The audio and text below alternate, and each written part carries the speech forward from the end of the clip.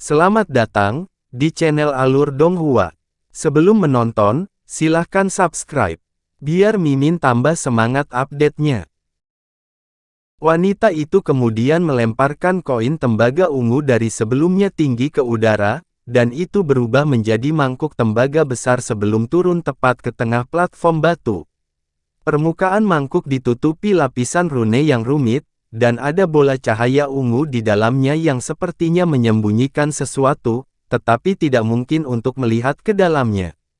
Ekspresi wanita itu tetap tidak berubah saat dia menunjuk satu jari ke arah boneka satu demi satu, dan lapisan ki hitam tiba-tiba muncul di permukaan boneka kayu, diikuti oleh 8 wajah hantu menyeramkan yang terwujud. Mereka meraung dan meronta-ronta dengan keras dari belakang boneka kayu, tetapi tampaknya terikat pada boneka itu dan tidak bisa menjauh darinya. Wanita itu tidak menghiraukan hal ini, dan dengan tenang menginstruksikan, siapkan pengorbanan.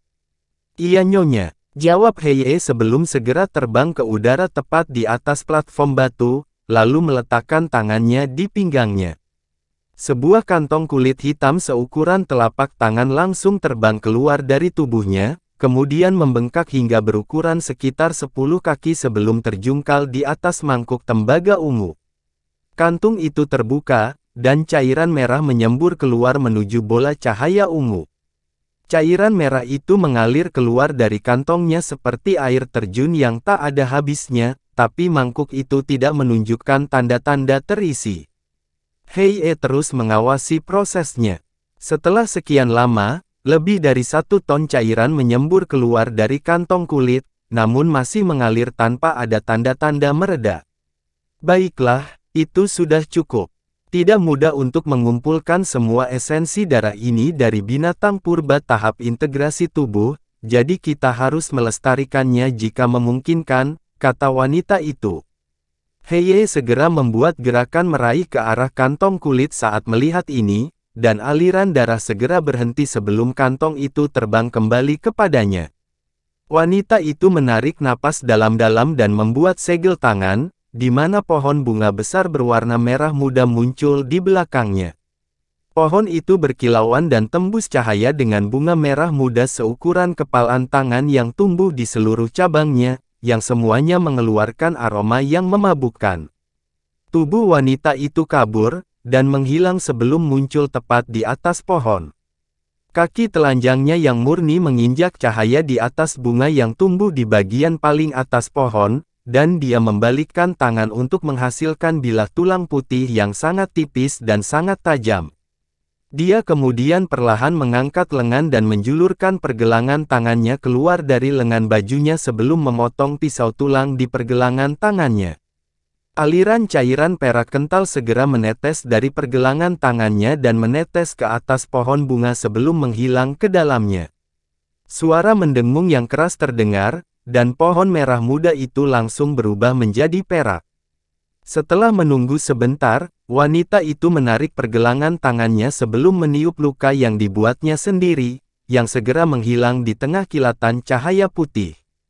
Baru pada saat itulah dia mengalihkan pandangannya ke mangkuk ungu di bawah, dan dia menyimpan bilah tulang itu sebelum mengeluarkan sapu tangan hitam, yang dia lemparkan ke udara. Penghalang air di sekitarnya langsung berubah menjadi hitam pekat untuk mencegah semua cahaya eksternal, dan seolah-olah malam tiba-tiba turun. Wanita itu mengangkat kakinya sebelum dengan lembut melangkah ke atas pohon bunga, dan pohon besar itu langsung meledak menjadi bintik cahaya perak yang melesat ke udara. Dengan demikian, bintang perak langsung ditambahkan ke langit malam, dan mulai berputar perlahan dengan ritme yang dalam. Seolah-olah dunia lain telah didirikan di dalam penghalang air. Cahaya perak melintas di mata wanita itu, dan tubuhnya kabur sebelum mengembang menjadi proyeksi putih raksasa yang tingginya beberapa ratus kaki. Suara yang sangat menyenangkan terdengar, melantunkan mantra, dan bintang-bintang di sekitarnya mulai berakselerasi dalam rotasinya di sekitar proyeksi putih raksasa, membentuk serangkaian diagram bintang yang dalam. Pada saat yang sama, bola cahaya di dalam mangkuk tembaga mulai naik, lalu mengambil serangkaian bentuk berbeda di bawah langit malam berbintang. Sementara itu, piringan emas yang berkilauan telah muncul di hadapan wanita itu, dan dia menjentikkan jarinya ke arahnya dengan kecepatan berbeda, menyebabkan bola cahaya pelangi terbang keluar dari piringan itu. Gerakannya tampak sangat santai, tetapi dengan setiap jentikan jarinya, wajahnya sedikit pucat, tetapi cahaya perak di matanya secara bertahap menjadi lebih cerah. Sekitar 1 jam kemudian, sekelompok makhluk jahat mulai terbang menuju penghalang air sambil menunggangi binatang buas yang menyerupai hiu bersayap. Binatang iblis ini tampak sangat kikuk dan maladroid, tetapi mereka sebenarnya sangat cepat dan mencapai penghalang air.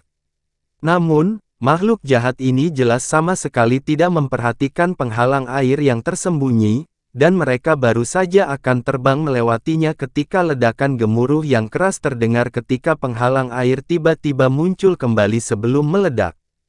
Cahaya biru yang kuat menyapu ke segala arah untuk membentuk pusaran biru raksasa, dan semua penjaga jahat secara alami cukup terkejut dengan hal ini karena mereka buru-buru mengambil tindakan mengelak. Pada saat yang sama, tunggangan binatang buasnya meraung saat mengeluarkan bola cahaya biru, yang membentuk penghalang cahaya biru di sekitarnya. Gelombang besar menyapu, hanya untuk dipisahkan oleh penghalang cahaya ini, dan meskipun tidak ada penjaga jahat yang terluka, tapi sangat terkejut.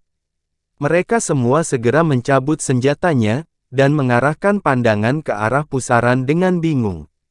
Pusaran biru dengan cepat menyusut di tengah suara gemuruh yang terus-menerus, lalu menghilang untuk menampakkan wanita berbaju putih dan pria berarmor hitam. Wanita itu saat ini sedang memegang cakram emas, dan wajahnya pucat pasi, tetapi cahaya perak di matanya sangat cerah.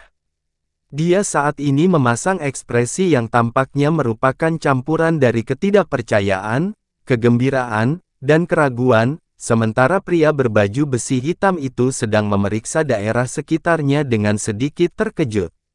Pemimpin tahap transformasi dewa dari penjaga jahat menyapu indera spiritualnya ke arahnya dan langsung terkejut.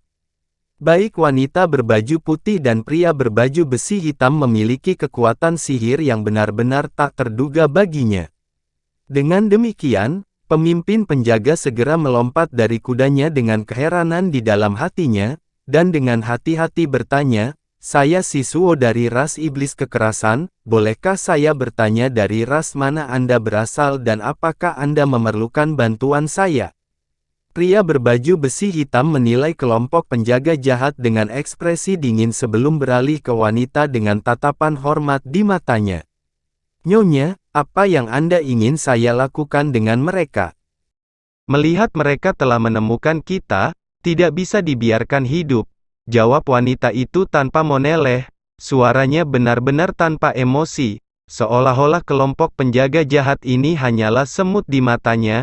Cahaya kejam muncul di mata pria berarmor hitam itu saat memberikan jawaban tegas, lalu berbalik ke arah iblis kekerasan dengan ekspresi haus darah. "Lari!" Pemimpin penjaga jahat segera tahu bahwa ada yang tidak beres setelah mendengar percakapan keduanya, dan dia langsung membalas sambil mengangkat tangan untuk melepaskan manik seukuran kepalan tangan. Pada saat yang sama, bilah hitam raksasa muncul di bawah kakinya, dan dia bergabung menjadi satu dengan bilah tersebut sebelum melarikan diri ke gugusan Pulau Karang sebagai seberkas cahaya hitam. Penjaga jahat lainnya sangat terkejut melihat ini, dan segera melarikan diri. Pria berbaju besi hitam itu terkekeh saat dia mengayunkan kedua tangannya ke udara, melepaskan 2 semburan ki hitam yang menyapu daerah sekitarnya. Semua jenis serangga iblis di dalam ki hitam segera membanjiri penjaga iblis yang melarikan diri, diikuti oleh serangkaian lolongan mengerikan yang terdengar secara berurutan. Dia kemudian mengalihkan pandangannya ke arah seberkas cahaya hitam, yang telah terbang beberapa ribu kaki jauhnya pada titik ini, dan mengejar dalam bentuk embusan angin hitam. Beberapa saat kemudian, lolongan kesedihan terdengar, dan dia kembali membawa kepala berdarah di satu tangan. Dia melemparkan kepalanya ke ki hitam, lalu kembali ke sisi wanita itu. Pada titik ini, Tangisan mengerikan yang terdengar dari dalam Ki Hitam juga mereda, dan Ki Hitam itu terbang kembali ke tubuh pria berbaju besi hitam itu. Sepanjang seluruh proses ini, mata wanita itu tetap terpaku sepenuhnya pada cakram emas di tangannya, dan ada ekspresi ragu di wajahnya. Ayo pergi. Kamu bertindak cukup cepat barusan, tapi masih ada kemungkinan seseorang bisa disiagakan, kata wanita itu sambil menyimpan disnya. Dia kemudian mengayunkan selongsong ke udara, dan semburan cahaya merah muda muncul untuk menyapu keduanya, lalu naik ke udara sebelum terbang menjauh sebagai bola cahaya, langsung menuju ke arah gugusan Pulau Karang. Saat dia terbang, wanita itu mengintip ke kejauhan melalui mata menyipit. Pria berbaju besi hitam itu meliriknya dengan sembunyi-sembunyi, dan setelah beberapa saat, dia akhirnya bertanya, "Nyonya, mengapa altar tiba-tiba meledak di ujung sana? Apakah Anda baik-baik saja?" "Aku baik-baik saja. Hanya saja serangan baliknya lebih kuat dari yang aku perkirakan, jadi pada akhirnya aku tidak dapat mengendalikannya. Aku tidak menderita luka apapun, tetapi 8 boneka pengganti itu semuanya telah hancur. Aku tidak dapat melakukan ramalan sampai memperbaiki set baru," jawab wanita itu. Hati pria berarmor hitam itu tergerak setelah mendengar ini. "Begitu, lalu ramalannya?" "Aku tidak bisa menyelesaikan ramalan, tapi aku mendapatkan tanda-tanda darinya. Tanda-tanda itu cukup ambigu dan bahkan bertentangan di beberapa area, tapi satu hal yang pasti, kelompok orang ini memiliki sesuatu yang bisa membantuku membuat pemulihan penuh. Ikuti mereka dengan cermat, tetapi pastikan untuk tidak memberi tahu mereka. Saya perlu waktu untuk berpikir sehingga saya benar-benar dapat memahami apa yang dikatakan oleh tanda-tanda itu kepada saya," kata wanita itu. "Iya, Nyonya, kalau begitu mari kita mengejar segera."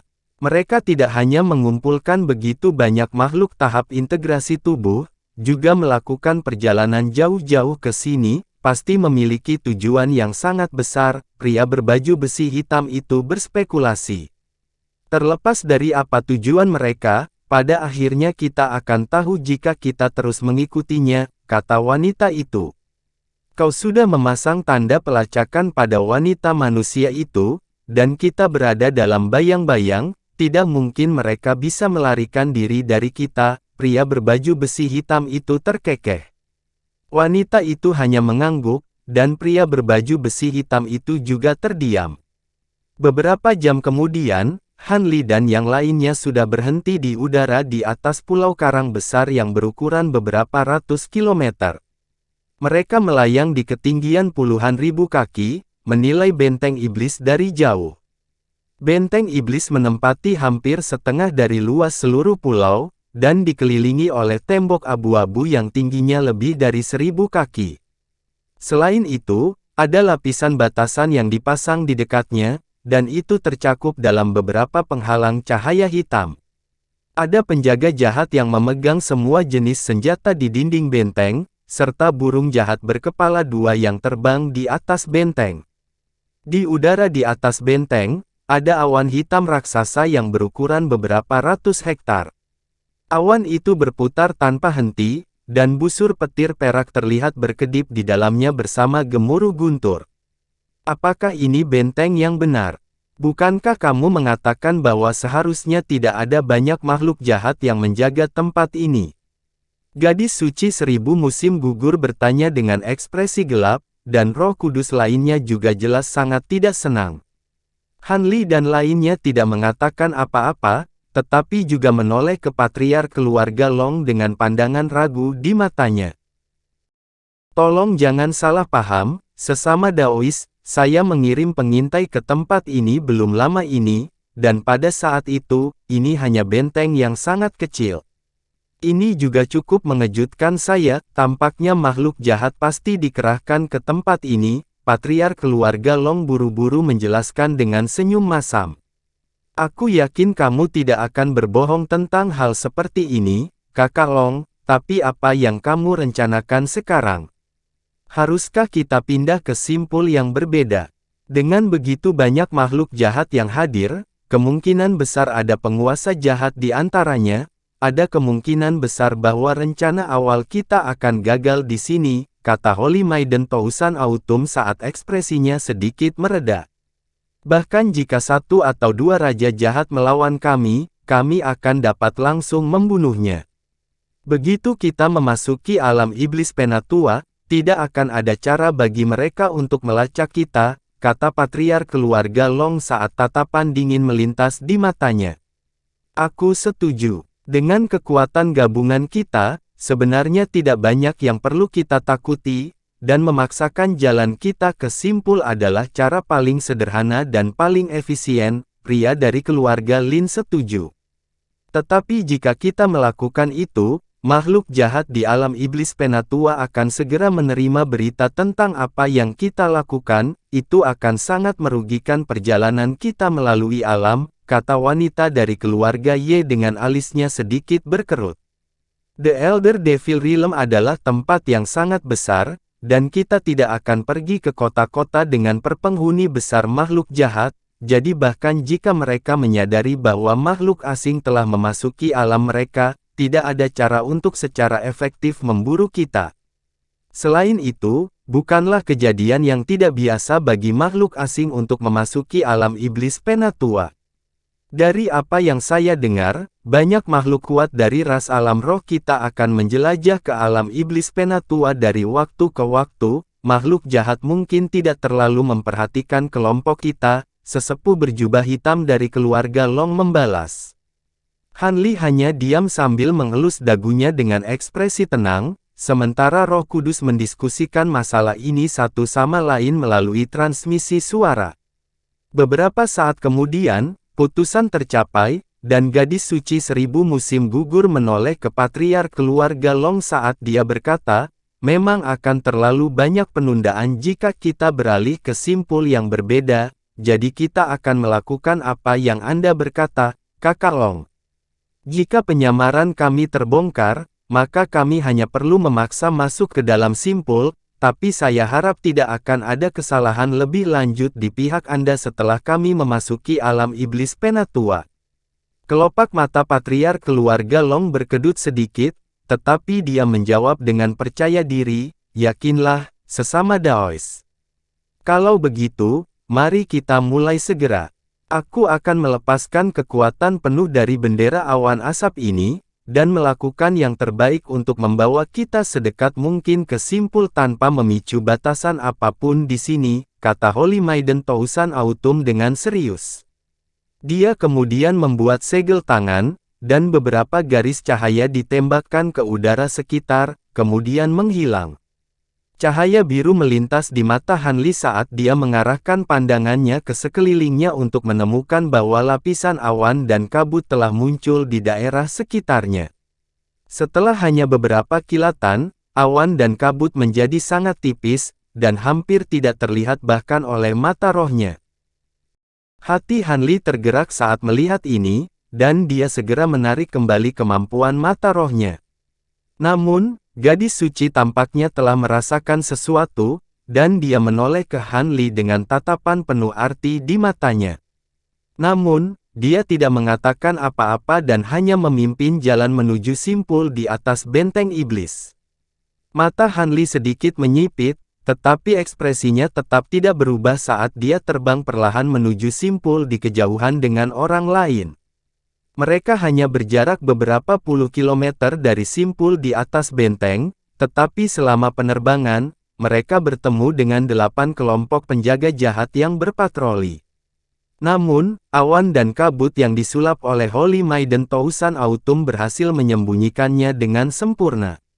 Ada beberapa kesempatan di mana mereka secara praktis bersinggungan dengan para penjaga jahat, namun mereka tidak dapat merasakan apapun. Namun, ketika mereka kurang dari 10 km jauhnya dari benteng iblis, akhirnya menabrak batasan yang sangat mendalam. Sebuah dentuman tumpul terdengar, diikuti oleh paku hitam yang tak terhitung jumlahnya ditembakkan dari udara tipis, meluncur langsung ke arah mereka dari segala arah. Kita telah ketahuan, bersiaplah untuk pertempuran, sesama Daosit.